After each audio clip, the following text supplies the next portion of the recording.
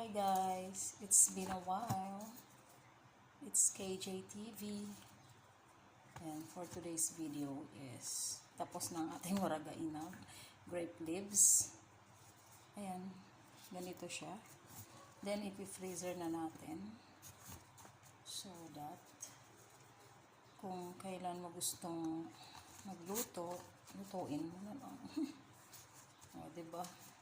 Stock natin siya sa ref, sa freezer pala, freezer.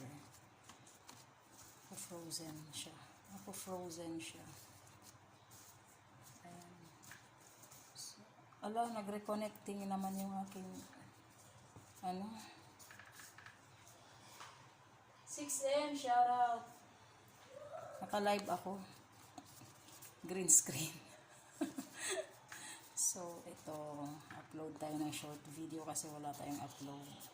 3 minutes upload yan. Okay na rin. Diba?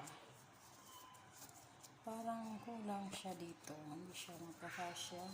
Nagre-reconnecting talaga yung live ko. Mamaya mag-end ito nang wala sa oras. Oh.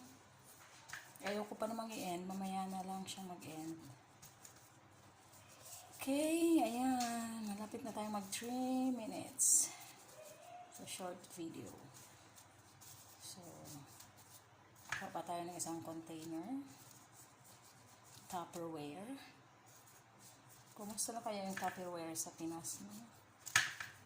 Bongga kaya yung Tupperware. Ayan. So, ito, ba't siya naging ganito? Ewan. Pwede na. Baka hindi na masarado. Ayan.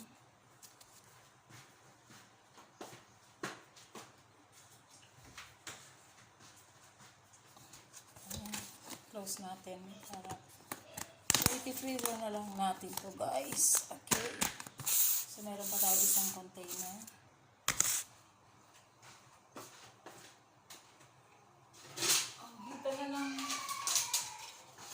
Dito na lang siya.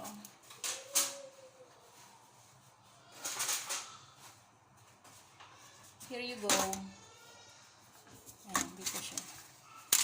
Mag-i-end. Oh, 2:46. 3 minutes na. Sana magkasya siya. May mga malaki din, oh. Pala. Ayan. Sobrang laki nitong sangto.